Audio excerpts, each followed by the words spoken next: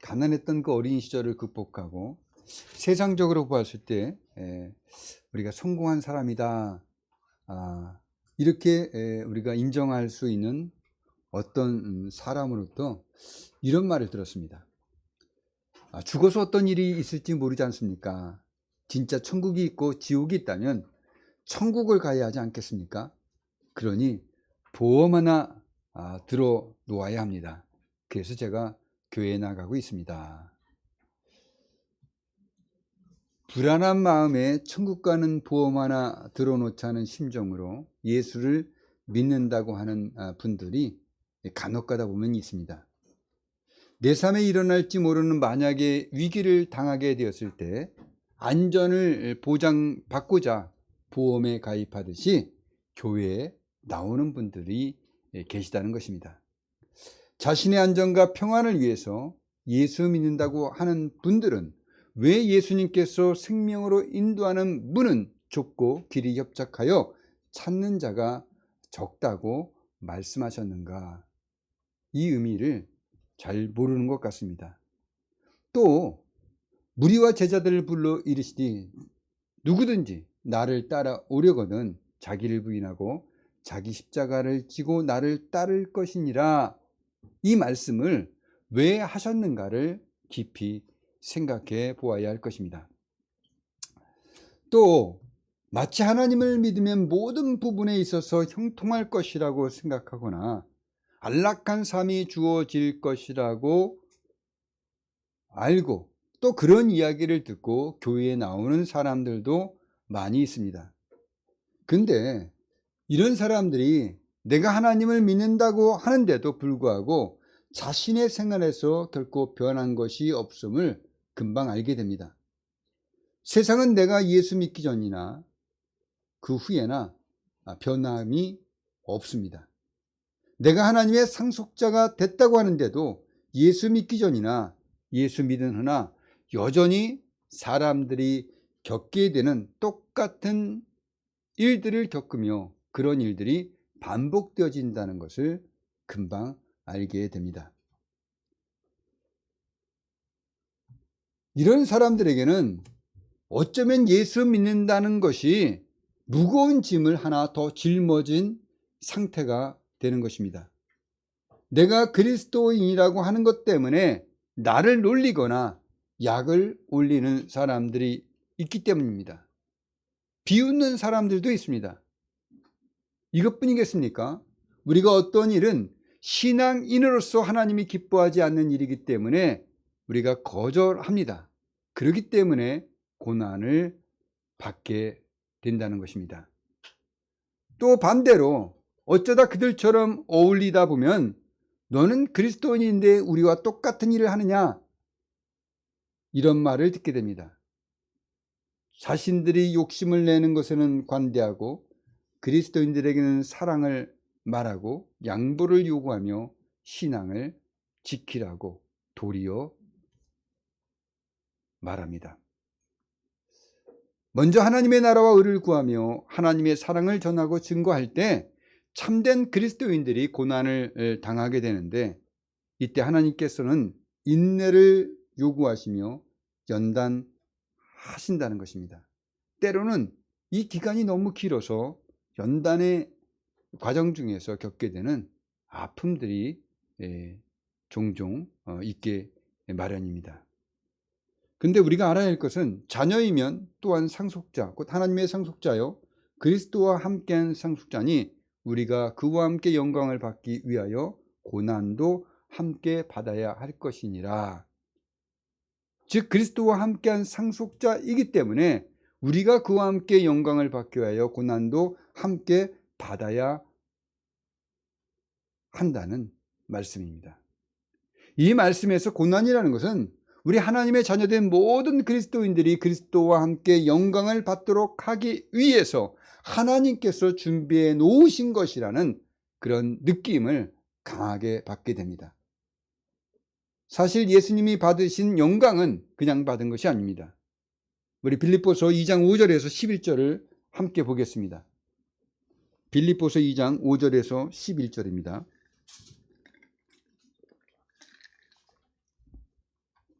자, 우리 함께 읽어봅시다. 너희 안에 이 마음을 품으라. 곧 그리스도 예수의 마음이니 그는 근본 하나님의 본체시나 하나님과 동등됨을 취할 것으로 여기지 아니하시고 오히려 자기를 비워 종의 형체를 가지사 사람들과 같이 되셨고 사람의 모양으로 나타나사 자기를 낮추시고 죽기까지 복종하셨으니 곧 십자가에 죽으심이라.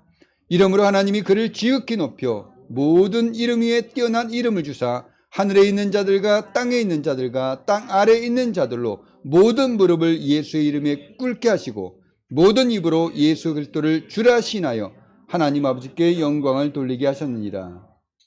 아멘.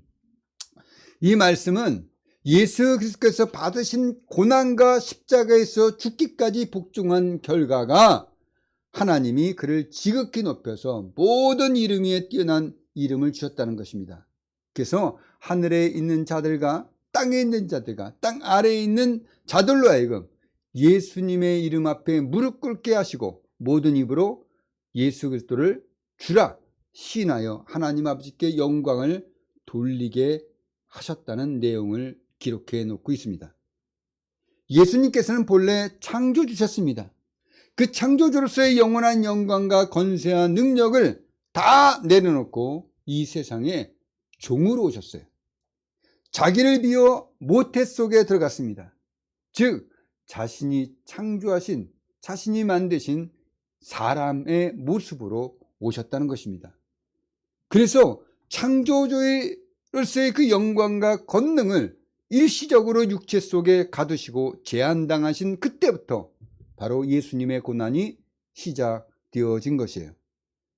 그리고 모든 인류에 대한 죄를 짊어졌기 때문에 하나님의 진노를 자신의 몸과 영혼에 짊어지고 십자가에서 형벌을 받아 자기 목숨을 많은 사람들의 대속물로 내어주셔야 하는 그 고난을 이 하나님께서 직접 받으신 것입니다.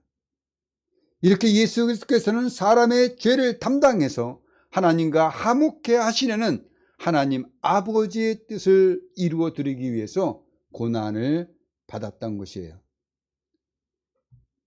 여러분, 우리가 이 세상을 살아갈 때 고통이 없을 수가 없습니다. 이 세상에서 겪게 된 고통들, 예컨대 우리는 육체의 수고와 더불어 정신적인 고통을 함께 느끼게 됩니다. 인간관계에서 오는 수고와 고통 없는 사람들이 어디 있습니까? 우리가 살아가는 이 세상에서 서로 다른 사람들 간의 갈등뿐만 아니라 부모와 자녀, 남편과 아내, 시어머니와 며느리, 또 한 신앙을 가지고 있다는 사람들조차도 이런 가까운 사람들의 관계 속에서조차도 고통은, 갈등은 항상 존재합니다. 또 우리의 육체의 힘이 얼마나 약합니까? 우리가 어떤 일들 할 때 우리의 힘이 붙이는 일이 너무나 많이 있습니다. 그것뿐입니까? 우리의 지혜와 지식도 마찬가지입니다. 우리의 직업과 생존을 위해 하고 있는 일에서부터 만만한 게 없습니다. 모든 것들이 다 힘들고 어렵고 그리고 수고와 땀을 흘리며 고통이 가해집니다. 그러니 많은 사람들이 이런 갈등과 생존을 위해 겪게 되는 고통들을 자신들만이 겪는 문제로 여기고 힘들어할 뿐만 아니라 고통스러워하고 그리고 화를 내며 미워하는 좋지 않은 감정들만을 만들어냅니다. 또 다른 사람들을 원망하고 불평합니다. 돕지 않는다고 우리는 얼마나 많은 불평들을 내어놓습니까? 더군다나 우리 신앙인들은 이런 모든 사람들이 겪는 고통에다가 신앙 때문에 겪게 되는 고난이 하나 더 첨가되어집니다. 특히 우리가 그리스도인으로서 당하는, 그리고 그리스도인이기 때문에 당하는 그런 고난의 문제에 대해서 우리는 하나님께서 왜 나를 이 고난에서 꺼내주지 않느냐는 그런 생각 때문에 하나님을 원망하고 불평하며 하나님이 자기와 함께 하고 계시는가? 정말 나의 하나님이 맞는가? 라는 의심이 생겨나게 됩니다. 이런 문제를 해결하기 위해서 먼저 우리는 왜 이런 고난이 우리에게 있는가를 생각해 보아야 합니다. 왜 고난이 우리에게 있는가? 이것을 알아야 합니다. 요한복음 7장 7절에서 예수님께서 이렇게 말씀하십니다. 세상이 너희를 미워하지 아니하되 나를 미워하나니 이는 내가 세상의 일들을 악하다고 증언함이라. 세상이 미워하지 않는 사람이 누구입니까? 세상에 속해 있는 사람들입니다. 마귀는 마귀의 소유와 마귀의 소유가 되지 않는 사람이 누구인지를 압니다. 근데 주님은 이 세상에 속해 있지 않습니다. 마귀에게 속해 있지 않는 것입니다. 예수님이 고난 받으신 이유는 예수님이 이 세상에 속해 있지 않았기 때문인 것입니다.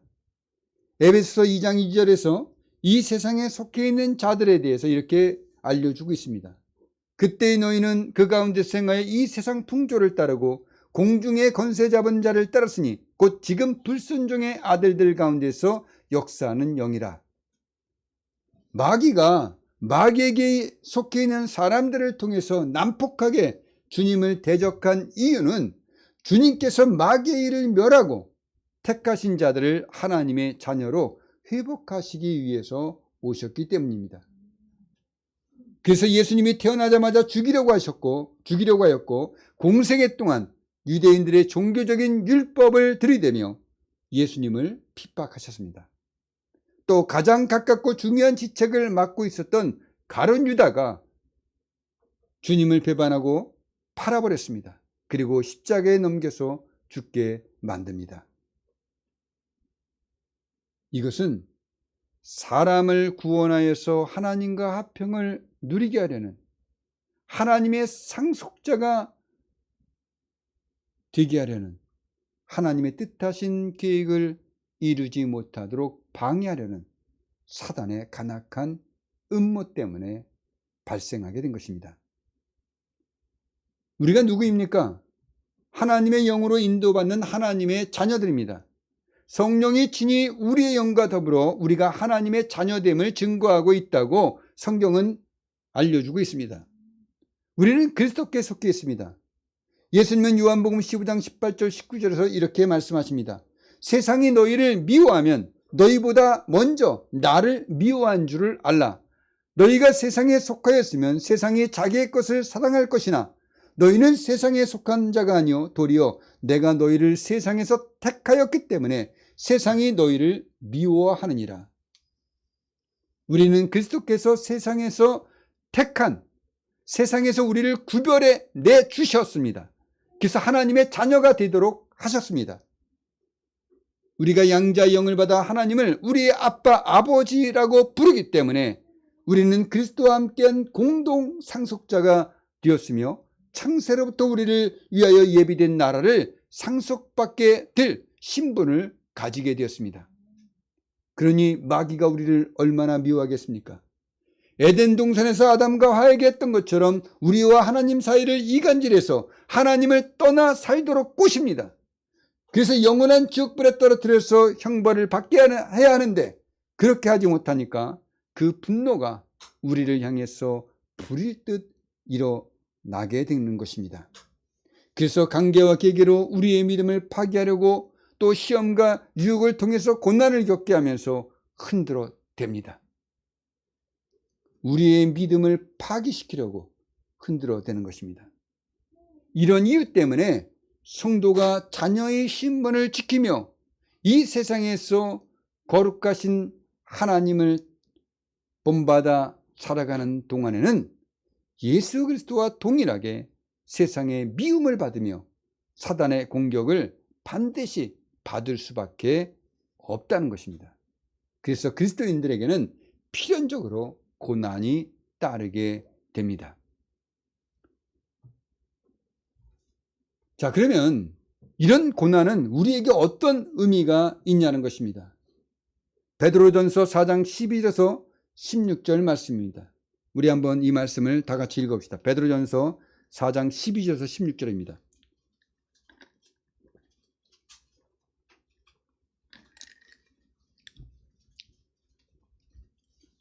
같이 읽어보겠습니다. 사랑하는 자들아, 너희를 연단하려고 오는 불시험을 이상한 일 당하는 것 같이 이상히 여기지 말고 오히려 너희가 그리스도의 고난에 참여하는 것으로 즐거워하라. 이는 그의 영광을 나타내실 때 너희로 즐거워하고 기뻐하게 하람이라. 너희가 그리스도의 이름으로 치욕을 당하면 복이 있는 자로다. 영광의 영 곧 하나님의 영이 너희 위에 계심이라. 너희 중에 누구든지 살인이나 도둑질이나 악행이나 남의 일을 간섭하는 자로 고난을 받지 말려니와 만일 그리스도인으로 고난을 받으면 부끄러워하지 말고 도리어 그 이름으로 하나님께 영광을 돌리라. 아멘.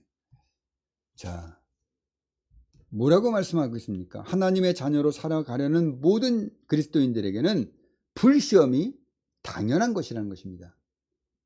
우리에게는 불시험이 당연히 놓여져 있습니다. 아주 심하고 격렬한 시험과 고난을 받는다고 할지라도 마치 내가 예상치 못했던 일을 당하는 것처럼 내가 들어오는 안전한 그 보험이 깨져버린 것처럼 놀라거나 낙심하지 말라는 것입니다. 그 시험과 고난은 우리를 연단하고자 하는 것이지 우리를 쓰러뜨리고 망하게 하려고 하는 것이 아니기 때문에 그렇다는 거예요. 도리어 우리가 그리스도의 고난에 참여하는 것이라는 것입니다. 우리가 받는 고난은 우리가 그리스도의 고난에 참여하는 것이에요. 우리도 그리스도의 영광을 함께 누릴 수 있는 자녀이며 상속자가 되기 위한 고난이라는 것입니다. 그러니 세상의 냉대와 불친절 그리고 박해를 받는다면 도리어 내가 그리스도의 고난에 참여하게 되었구나. 아, 나도 그리스도의 흔적을 갖게 되었구나. 이제 그리스도와 함께한 영광을 나도 받게 되는구나. 이렇게 생각하시고 기뻐하며 즐거워하라고 성경은 가르쳐주고 있습니다. 그리스도의 이름으로 치욕을 당하면 여러분은 복이 있는 자들입니다. 그리스도 이름으로 명예나 여러분의 지위에 나쁜 영향이 있게 됐다면 억울해하지 마십시오. 하나님의 영이 여러분 위에 임하여 여러분과 함께 있고 여러분 안에 거하며 여러분을 돕고 여러분을 보호하시며 여러분들을 영원한 영광으로 인쳐 주실 것이기 때문입니다. 신앙 때문에 고난을 받습니까? 하나님의 진리와 복음 때문에 고난을 받고 기독교의 어떤 교리나 그리스도인으로서 당연히 해야 할 행위 때문에 또는 우리가 기독교인으로서 맡은 일을 적절하게 해 나가는 가운데 우리가 고난을 경험하게 됩니까? 하나님께서 예수 그리스도와 함께 상속자로서 우리를 고난 받도록 불러주셨다면 우리는 마땅히 그리스도와 함께하는 영광에 참여하도록 준비되어지는 고난이 되어지는 것입니다. 그러니 당연히 앞으로 받을 그 영광에 대해서 하나님께 감사할 이유를 또 하나 갖게 된 것입니다. 사랑하는 여러분, 여러분들이 그리스도와 함께 영광을 받기 위해서 고난을 받는 것이 있다면 그 이유와 해결책을 다른 데서 찾지 마십시오.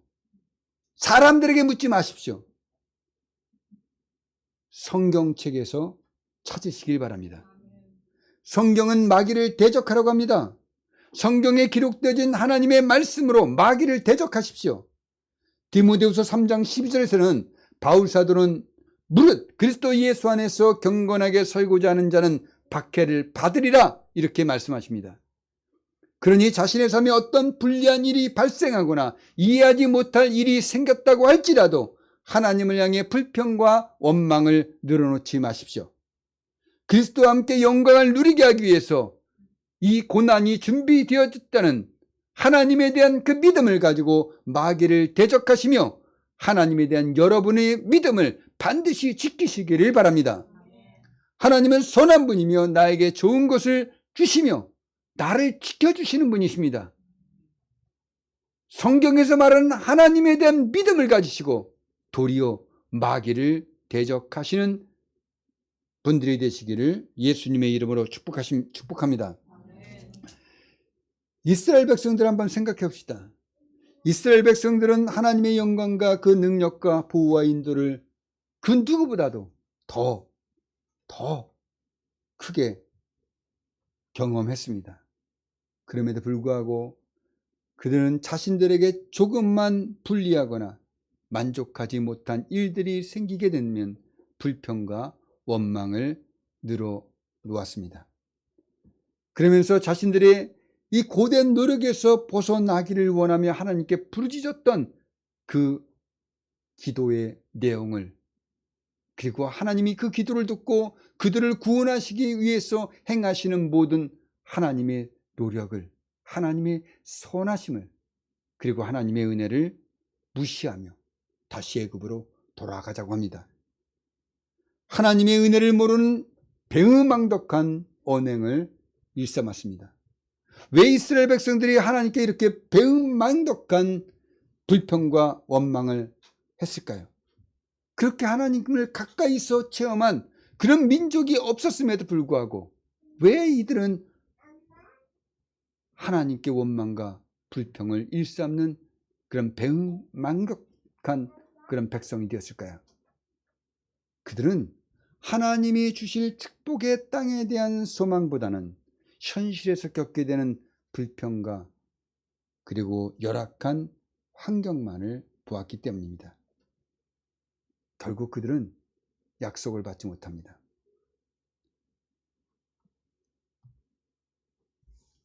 여러분, 고난이 도리어 하나님의 섭리이며 복임을 가르쳐주는 이야기가 성경 속에 있습니다. 창세기 39장 2절 3절은 이렇게 말합니다. 여호와께서 요셉과 함께 하심으로 그가 형통한 자가 되어 그의 주인 애굽 사람의 집에 있으니 그의 주인이 여호와께서 그와 함께 하심을 보며 또 여호와께서 그의 범사에 형통하게 하심을 보았더라. 아니, 형들에게 인신매매를 당해서 노예시장에서 노예로 팔리어 보디발의 집에 억울하게 종살이를 하고 있는 요셉의 삶을 성경은 형통하다 이렇게 말하고 있답니다. 요셉이 형통한 삶을 살고 있다는 거예요. 종살이가 조금 더 편해지고 나아진 게 종살이지 그게 어떻게 형통함이 될 수 있습니까? 부모를 떠나서 노예로 팔린 것이 고난이지 그것이 어떻게 형통한 인생이 될 수 있겠냐는 것입니다. 그러다가 보디발의 아내의 유혹을 받습니다. 하나님 앞에서 죄를 범할 수 없기 때문에 그 유혹을 단칼에 잘라냈지만은 도리어 요셉은 강간 미수범으로 감옥에 갇히게 됩니다. 이런 상황에서도 성경은 뭐라고 기록해 놨습니까? 여호와께서 요셉과 함께 하심이라. 여호와께서 그를 범사에 형통하게 하셨더라.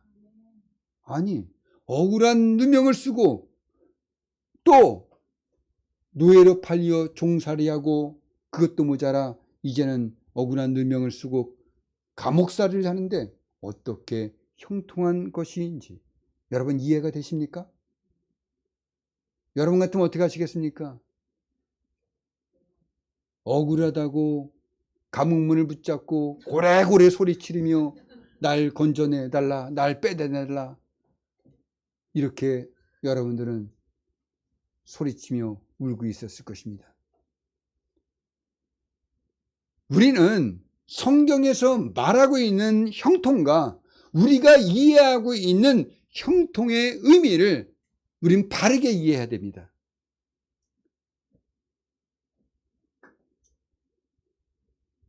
우리가 이 형통의 의미를 바르게 이해한다면 왜 요셉의 삶이 형통한 삶인지를 우리가 쉽게 이해할 수가 있게 됩니다.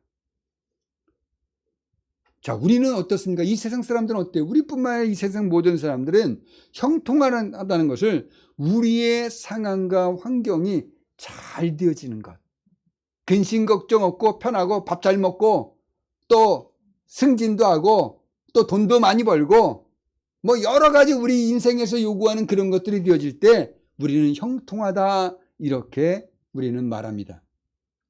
그러나 성경은 형통의 의미를 목적지를 기준으로 삼습니다. 요셉은 비록 종살이와 옥살이를 하는 그런 상황, 억울한 그런 처지에 놓여 있고, 그리고 그 감옥 밖으로 나갈 수 없는 그런 환경에 놓여져 있었지만은 그는 한 걸음 한 걸음씩 애굽의 총리라는 목적지를 향해 나아가고 있었던 것입니다. 하나님께서 계획하신 일들을 위해서 앞으로 나아가고 있는 인생이었다는 것이에요. 하나님의 섭리와 보호하심 속에서 그는 애굽의 총리를 향해서 나아가고 있습니다. 요셉은 하나님이 자신과 함께하고 있다는 것을, 이 믿음을 잃어버리지 않았습니다.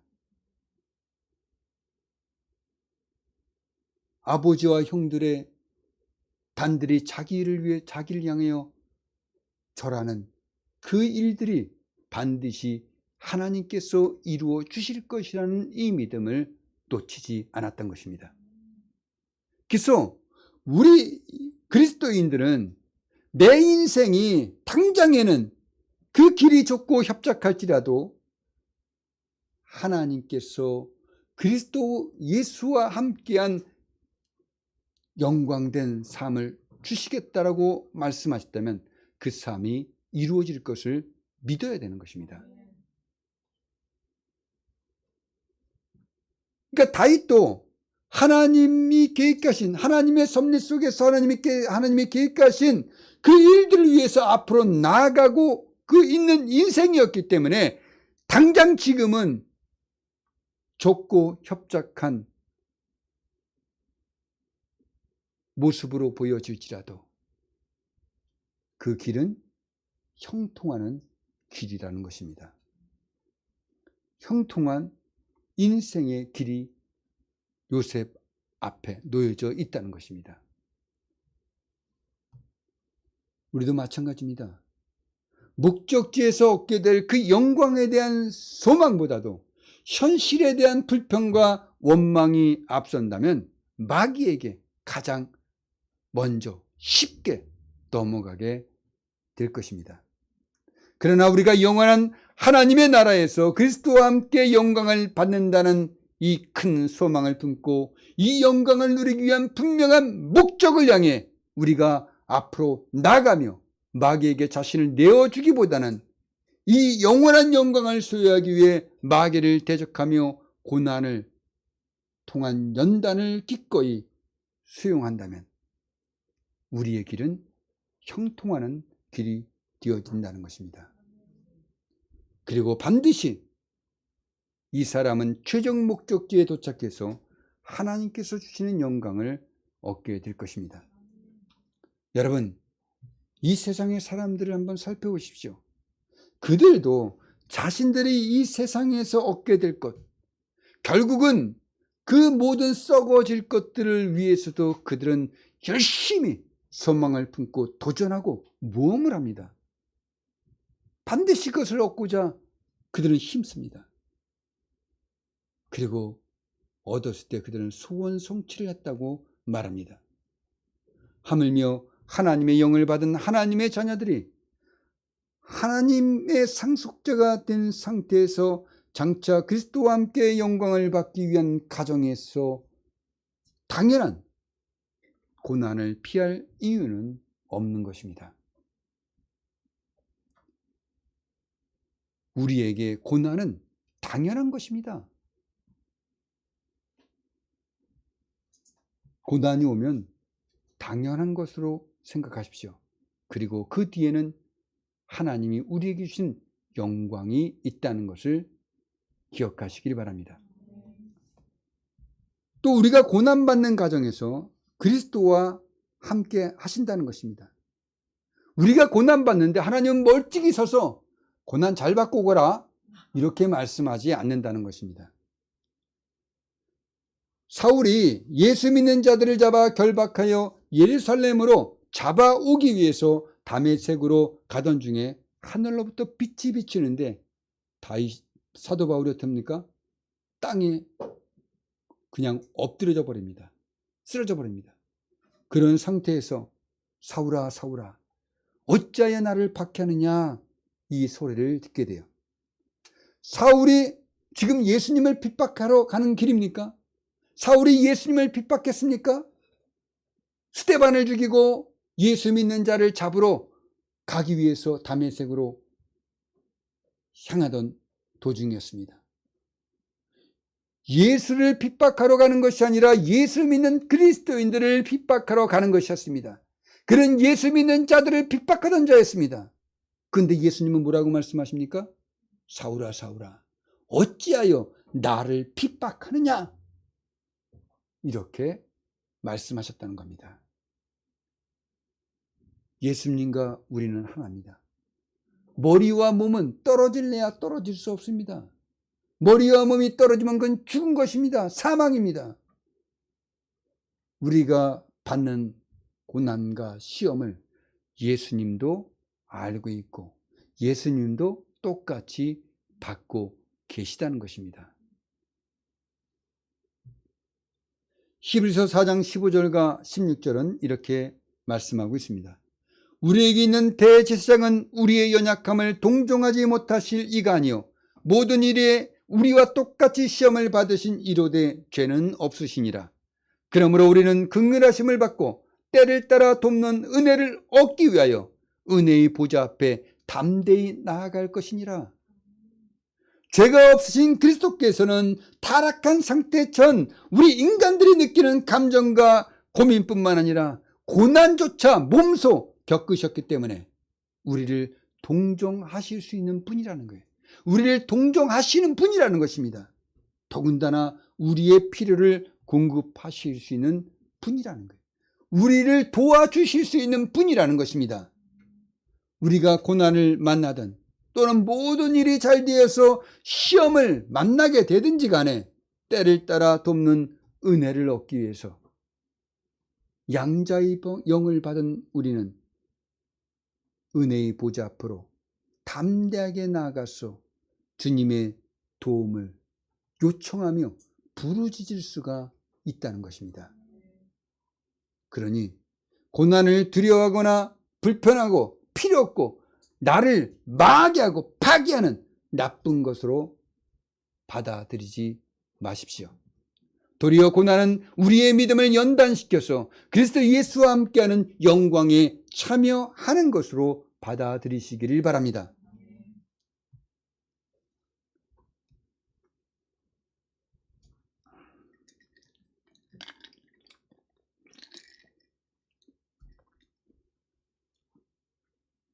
자, 우리에게 있는 고난이 하나님께서 준비한 영광을 받기 위해서 우리에게 고난이 있다는 것을 알았습니다.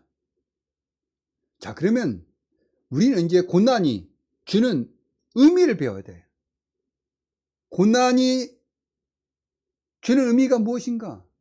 이것은 바로 하나님의 깊은 은혜를 알아가도록 하기 위해서 우리에게 고난이 있다는 것입니다.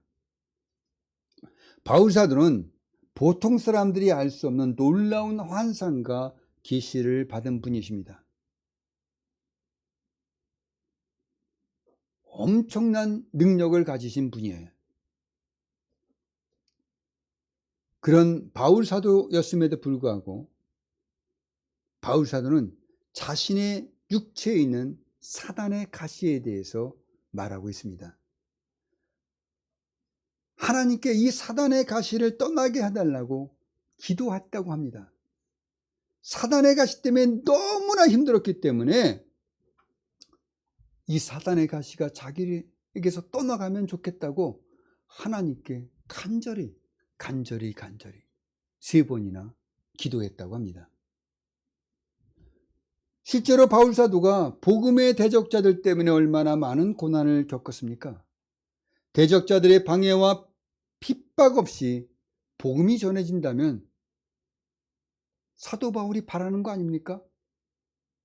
얼마나 편하고 그리고 즐겁게 복음을 전할 수 있겠습니까? 하나님의 영광이 나타날 때 사람들이 그 영광을 깨닫고 금방 예수를 자신의 그리스도로 믿으면 좋겠는데 그렇지 못합니다. 사람들이 병이 고침받고 장애가 치료되어지고, 그러면 그것을 보는 자들도 야, 진짜 하나님은 살아계시는구나. 그럼 하나님을 믿으면 되는데 도리어 자신을 핍박하고 박해합니다. 더군다나 유대인들과의 교리적인 논쟁이 있습니다. 믿는 사람들 안에서도 이 서로 다른 교리가 아직 남아 있습니다. 또 사람들의 이익과 관련된 재물 때문에 분쟁이 일어나고 박해를 받게 됩니다. 자신이 사도라는 것을 부정하는 사람들도 있었고, 거짓 사도들의 비난으로 성도들로부터 오해도 받게 됩니다. 바울 사도는 이 고난이 너무 심해서 육체적으로 너무 고통스러운 거예요. 왜 이런 가시가, 내가 하나님의 일을 그렇게 하는데 왜 이런 가시가 자신에게 늘 따라다니고 자신을 고통스럽게 하는지 도무지 이해할 수가 없습니다.